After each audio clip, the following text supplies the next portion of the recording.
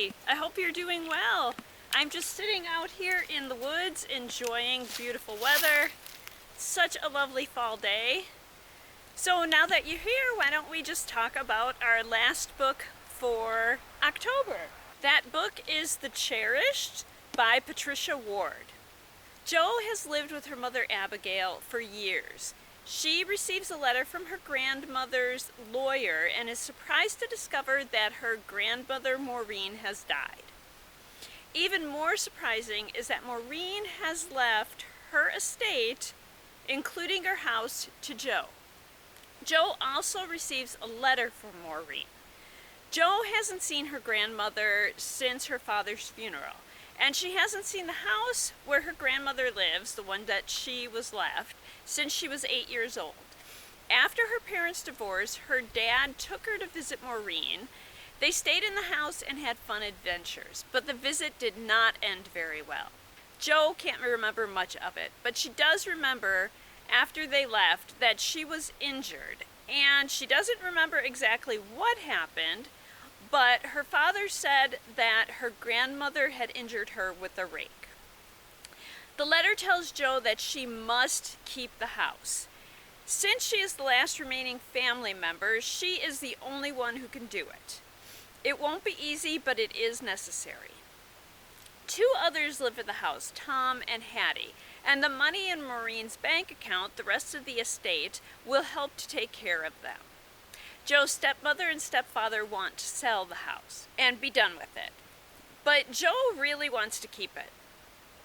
It's the answer to her desire to live somewhere else, which she has been planning to do after she graduates. Jo and her mother decide to visit the house. Her mom that way can see what all needs to be done before they can sell it, and Jo because she's really interested in the house.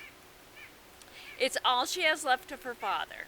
She's also hoping that the visit will help remind her what happened in the past.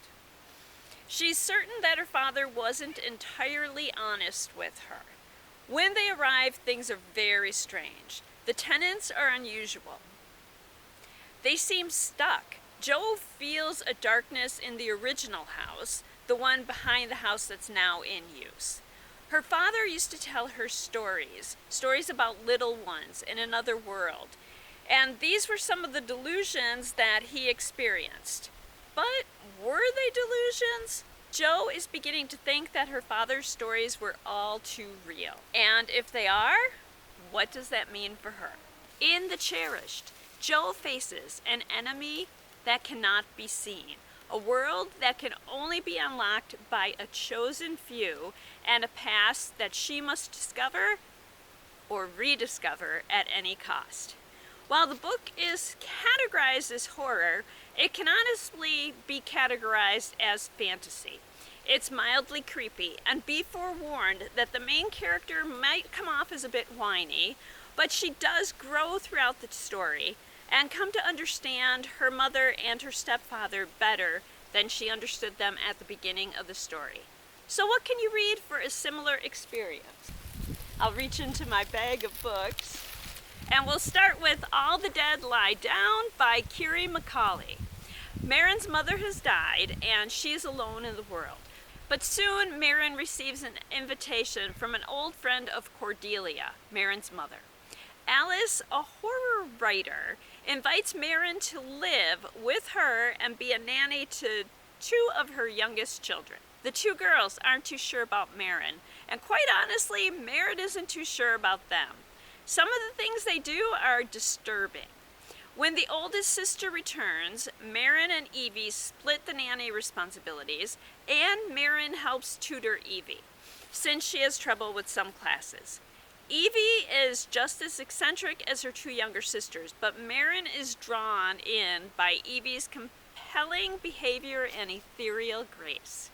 When Marin finally learns the secret of Lovelace House, she learns why her mother and her grandmother left all those years ago. All the Dead Lie Down is contemporary Gothic story about grief, dark family lineage, and the lines we cross for love.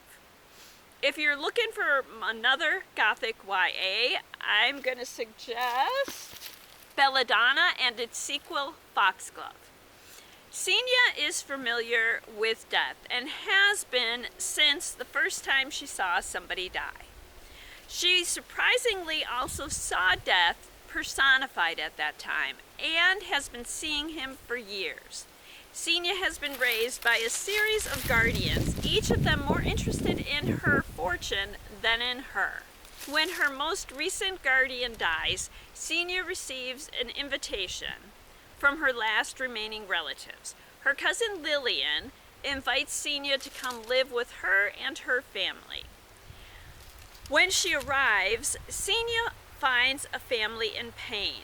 Lillian has died, leaving her husband and children in grief. Her husband vacillates between isolating himself and throwing elaborate, decadent parties.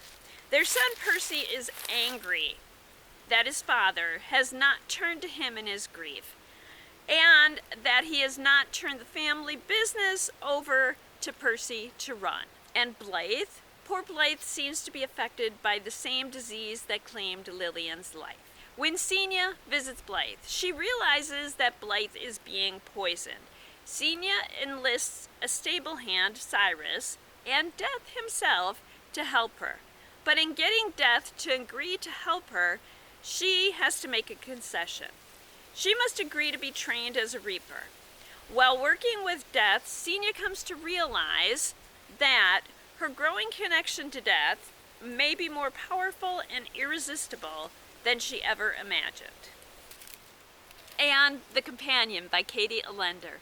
Margot is the only survivor of an accident. She lives in a home for kids who need somewhere to stay but aren't in the foster care system. She rooms alone because she wakes up every night screaming from terrible nightmares, so nobody will room with her. Then she receives an invitation from the Suttons. Mr. Sutton attended law school with her father, and so he and his family invite her to come live with them. When she arrives, she is surprised to learn that there's no cell phone service at the house. Margot is expected to do some gardening and chores, and she's expected to be a companion for their silent and mysterious daughter, Agatha. But since she's already there, she decides to stay. And she does enjoy having tea in this evening with Mrs. Sutton. Margot, however, is not entirely comfortable with the Suttons. She's kind of creeped out by the silent Agatha. She feels watched at times, and she feels uneasy being so secluded. Her nightmares have stopped, though. Margot finds some odd things as she looks around the estate. There's evidence that Laura, the mother, had a sister, Lily. But Lily is missing from the family portraits from that time. There's also a room in the closed-off wing of the house that looks like a hospital room. And Margot is beginning to like Agatha. Then Agatha's brother comes to visit, and he and Margot seem to have a connection, and they're really getting along. So although she feels uneasy, she still decides to stay. When circumstances begin to unravel, Margot has to decide how to best help her friends and herself. The only question is it too late? And there we are. I hope that you enjoyed this look at The Cherished by Patricia Ward, and I hope that you will give it or some of the other titles a read. I'll be back again soon when we will explore and create and talk about other spooky reads for any age. I hope you'll join me then, and until then, I hope that you enjoy all that you do and all that you read. Thank you so much for being here today. I'm going to try to give you a shot of the river because it's just so beautiful out today. So hold on just a minute and hopefully we'll get a good view of the river for you. I'm going to climb up the side of the hill and give you an overview.